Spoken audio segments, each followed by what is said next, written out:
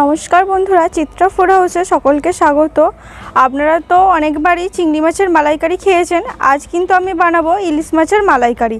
এর স্বাদ কিন্তু একদম মুখে লেগে থাকার মতোই।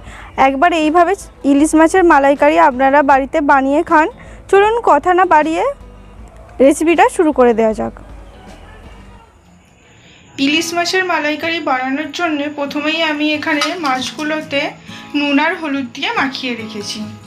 আর তার সাথে আমি এখানে 3টের মতো বড় পেঁয়াজ ছোট করে কেটে নিয়েছি। আর এখানে আছে কাঁচা লঙ্কা আর আদা রসুন। আর আমি এখানে নারকেলের দুধ ব্যবহার করেছি। আর এখানে আছে কাজু 1 চামচের মতো, কালো সর্ষে আর আছে 1 চামচের মতো মৌরি।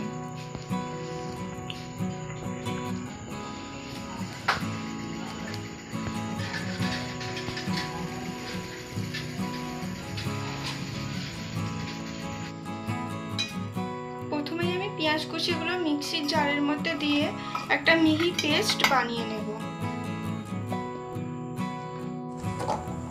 পেঁয়াজের কিন্তু এখানে একটা মিহি পেস্ট হয়ে গেছে, দেখতেই পাচ্ছেন।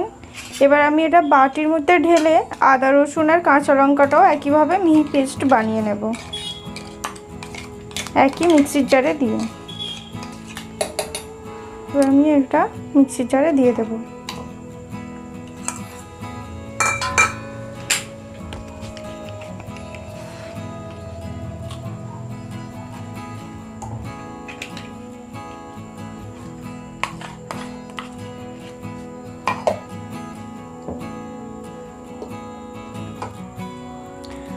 আদা রসুন আর কাঁচা লঙ্কারও একটা মিহি পেস্ট হয়ে গেছে, এটাও আমি বাটির মধ্যে ঢেলে নেব।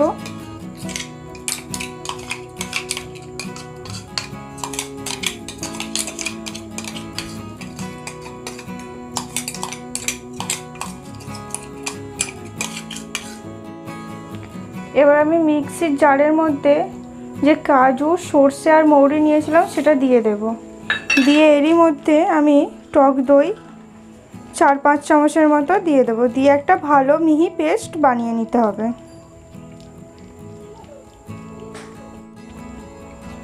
খুব মিহি কিন্তু একটা পেস্ট হয়ে গেছে, এরকম মিহি পেস্ট বানিয়ে নিতে হবে। কড়ার মধ্যে প্রথমেই আমি কিছুটা পরিমাণ তেল দিয়ে দেব মাছগুলো ভেজে নেওয়ার জন্য। তেল এখানে গরম হয়ে গেছে, এবার আমি এক এক করে মাছগুলো ভাজার জন্য ছেড়ে দেবো।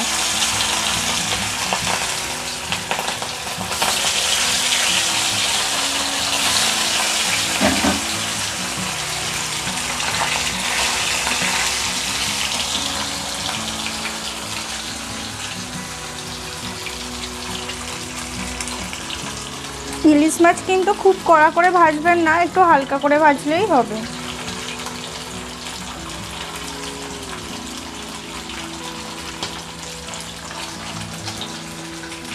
যারা যারা এখনও পর্যন্ত আমার চ্যানেলটিকে সাবস্ক্রাইব করেছেন তাদেরকে অসংখ্য ধন্যবাদ।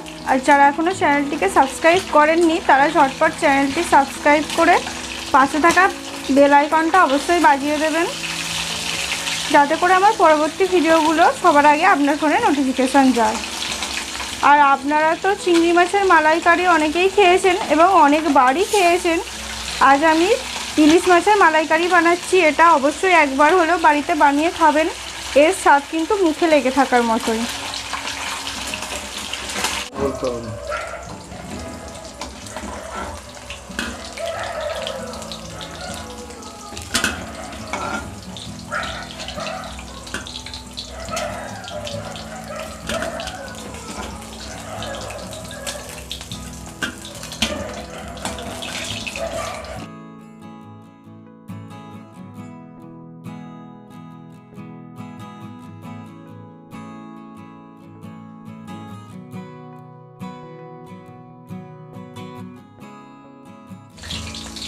মুড়ো খেতে আমি ভীষণই ভালোবাসি, তাই এখানে আমি মুড়োটা দিয়েছি।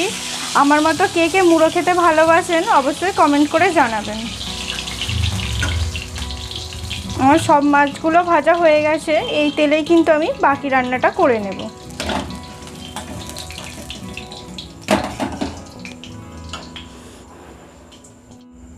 এবার এই তেলের মধ্যে আমি দারুচিনি, লবঙ্গ আর এলাচ ফোড়নের জন্য দিয়ে দেব। এলাচগুলো একটু মুখটা ফাটিয়ে নিয়েছি, দিয়ে ভালো করে ভেজে নিতে হবে।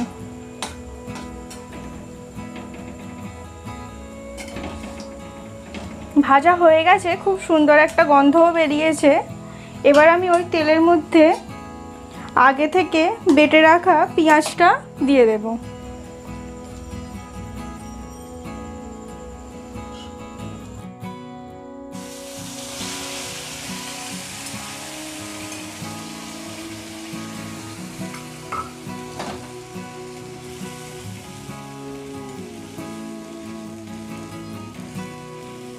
দিয়ে কিন্তু পেঁয়াজটা ভালো করে ভেজে নিতে হবে যতক্ষণ না পর্যন্ত পেঁয়াজের কাঁচা গন্ধটা না যাচ্ছে।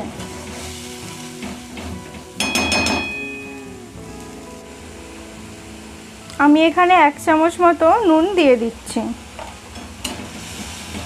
দিয়ে আবারও ভালো করে ভেজে নিতে হবে পেঁয়াজটা।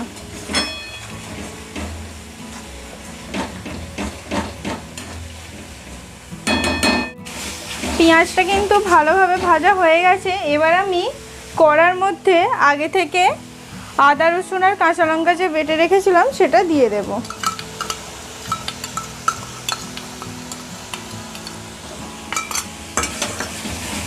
দিয়ে এটাও ভালো করে কষিয়ে নিতে হবে যাতে না আদা রসুনের কাঁচা গন্ধটা থাকে।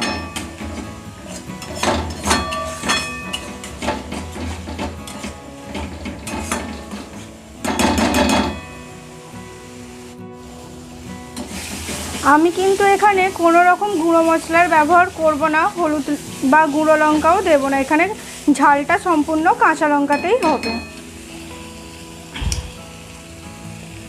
এবার আমি পেস্টটা যে মিহি পেস্ট করে রেখেছিলাম সেটা কড়ার মধ্যে দিয়ে দেব।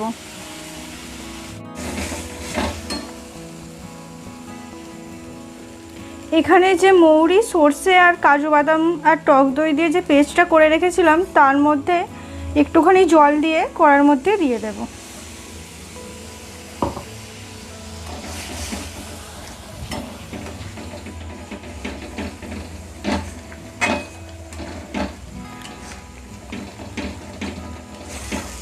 আজকের এই রেসিপি ইলিশ মাছের মালাইকারি কেমন লাগলো অবশ্যই কমেন্ট করে জানাবেন। আর এইভাবে অবশ্যই একবার বাড়িতে বানিয়ে আপনারা খাবেন। এবং ভিডিওটি ভালো লাগলে চ্যানেলটিতে লাইক করে দেবেন এবং বন্ধুবান্ধব আত্মীয় স্বজনের মধ্যে শেয়ার করে দেবেন। আমি এখানে 1 চামচ মতো নুন দিয়ে দেব। আপনারা অবশ্যই স্বাদটা চেখে পরিমাণ অনুযায়ী দেবেন।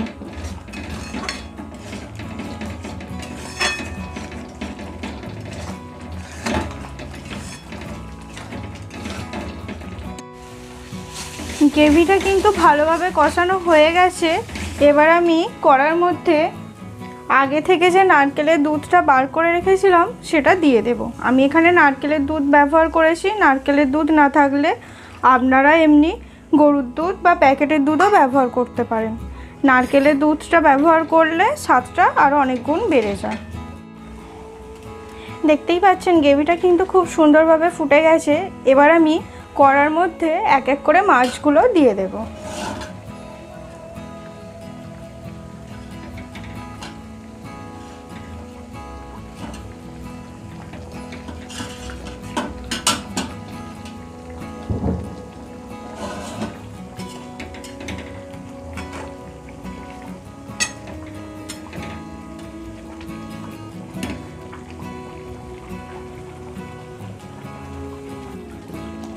আমার কিন্তু ইলিশ মাছের মালাইকারি হয়েই গেছে। এবার আমি এটাকে নামিয়ে নেব।